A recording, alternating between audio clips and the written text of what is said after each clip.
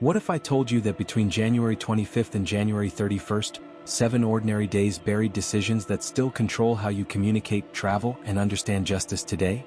Watch till the end, because each revelation gets more shocking. And Day 7? Day 7 will show you how one military victory became America's greatest defeat. This is the story of 7 days that changed everything. Day 1, January 25th. The telegram that pulled America into war. January 25, 1917. German Foreign Secretary Arthur Zimmermann sits at his desk in Berlin and composes a telegram. It's encrypted, top secret, addressed to the German ambassador in Mexico. The message proposes an alliance. If the United States enters the war against Germany, Mexico should attack the United States. In return, Germany will help Mexico reconquer Texas, New Mexico, and Arizona. Zimmermann knows this is explosive, so he uses the most secure channels.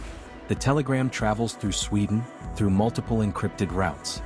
But British intelligence has cracked Germany's codes.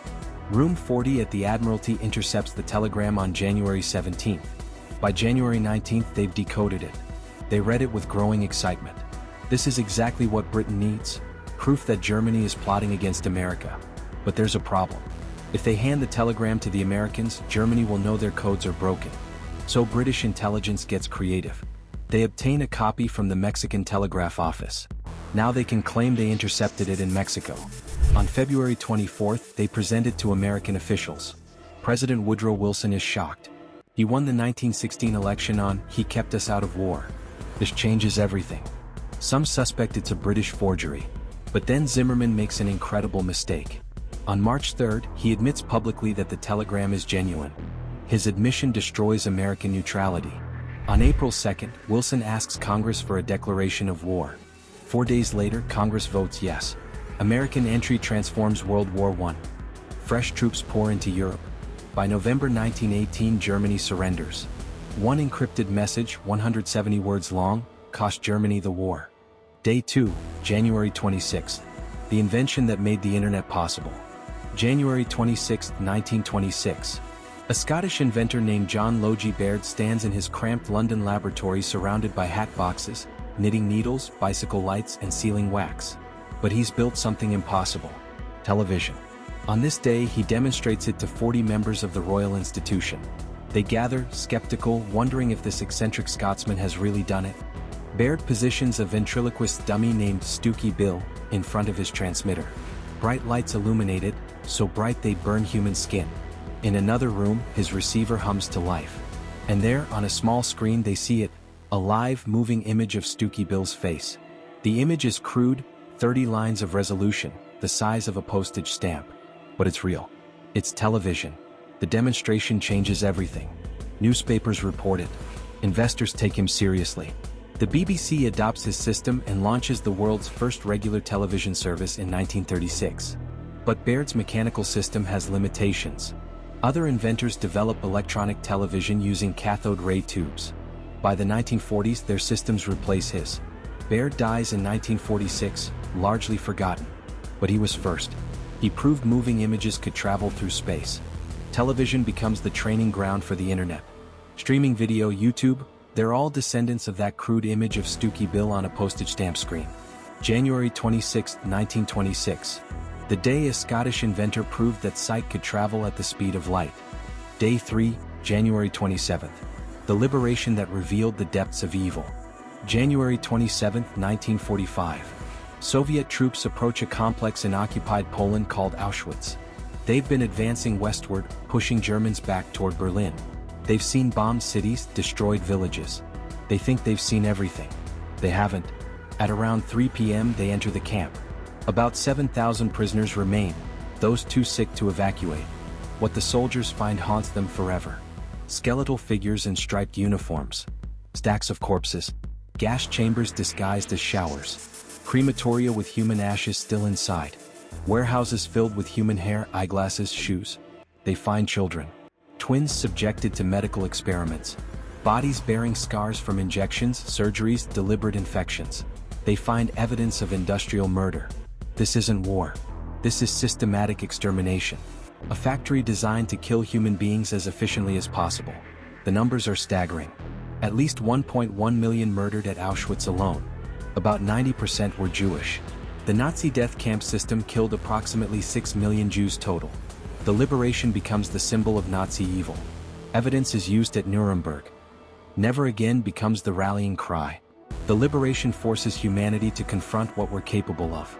It establishes crimes against humanity. The Geneva Conventions are strengthened. International law develops new categories: genocide, war crimes. And it creates an obligation to remember, to teach, to never let it happen again. January 27, 1945. The day the world discovered the depths of human evil and vowed never to forget. Day 4, January 28. The disaster that grounded America's dreams. January 28, 1986. 11:38 a.m. Launch Pad 39B, Kennedy Space Center. 7 astronauts sit in Space Shuttle Challenger. Commander Dick Scobie. Pilot Michael Smith. Mission Specialist Judith Resnick, Allison Onizuka, Ronald McNair. Payload Specialist Gregory Jarvis. And Krista McAuliffe, a high school teacher, the first civilian in space. It's unusually cold. Ice formed on the launch pad overnight. Engineers warn that rubber O-rings in the rocket boosters become brittle and cold. They recommend delaying. NASA overrides them. The shuttle's been delayed too many times. Media is watching. President Reagan plans to mention it in his State of the Union tonight. The launch proceeds. At 11:38, the boosters ignite. The shuttle rises. Families cheer. Millions watch on TV, especially schoolchildren excited to see a teacher in space. Seconds after liftoff, a puff of black smoke escapes the right booster. The cold compromised the O-rings.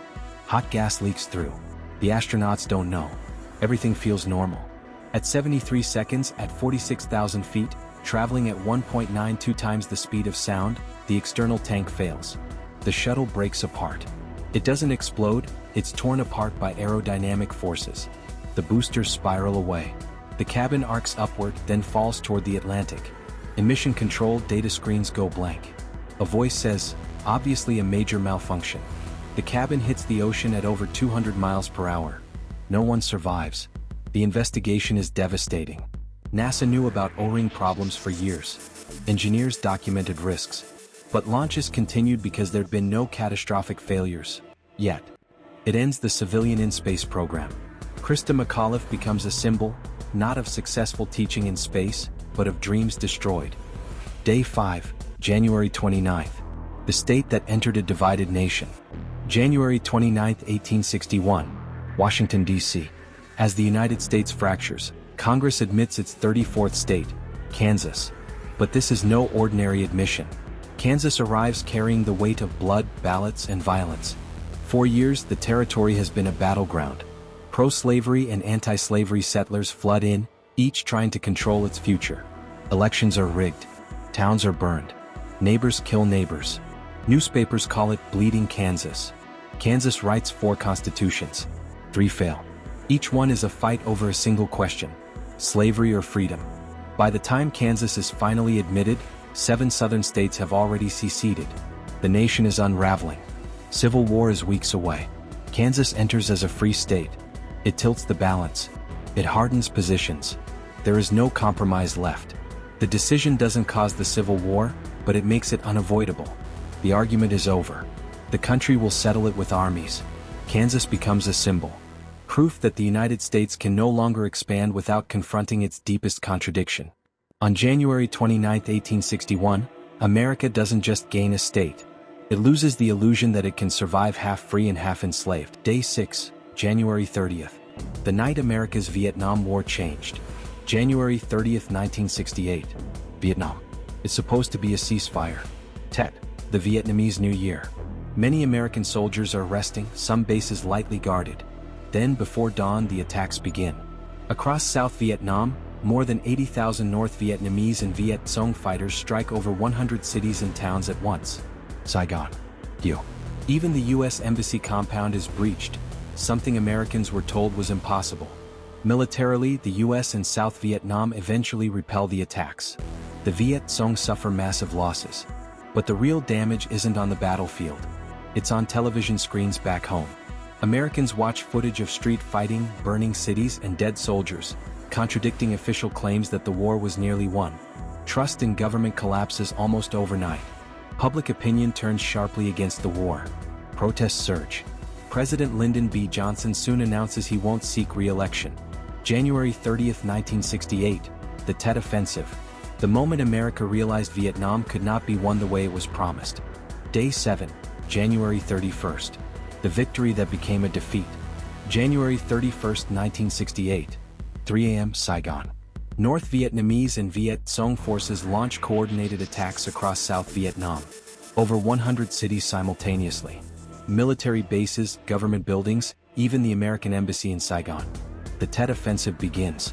American commanders are caught completely off guard. They believed the Viet Cong were weak, incapable of large operations.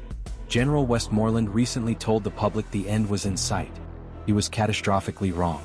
At the U.S. Embassy, 19 Viet Cong blow a hole in the wall and storm inside. For 6 hours they hold part of the grounds. Americans fight them room by room.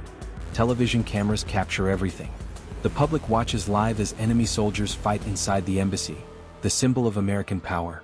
The battle is shocking not because the Viet Cong win, they're repelled, all killed, but because they reached the embassy at all. Across Vietnam, similar scenes unfold.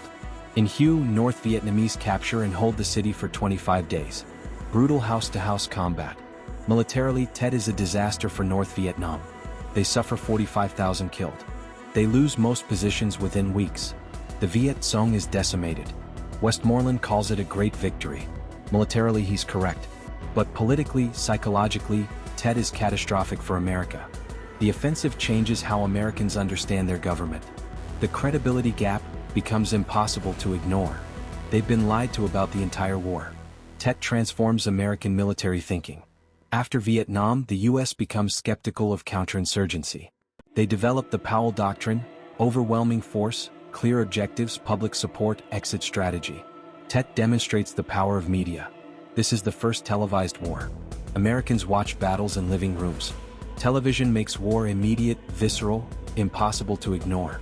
And it reveals that you can win every battle and lose the war. That morale and credibility matter more than kill ratios. 7 years later, on April 30, 1975, North Vietnamese tanks crash through the palace gates in Saigon. The war ends with American helicopters evacuating from the embassy roof. The loss reshapes American power.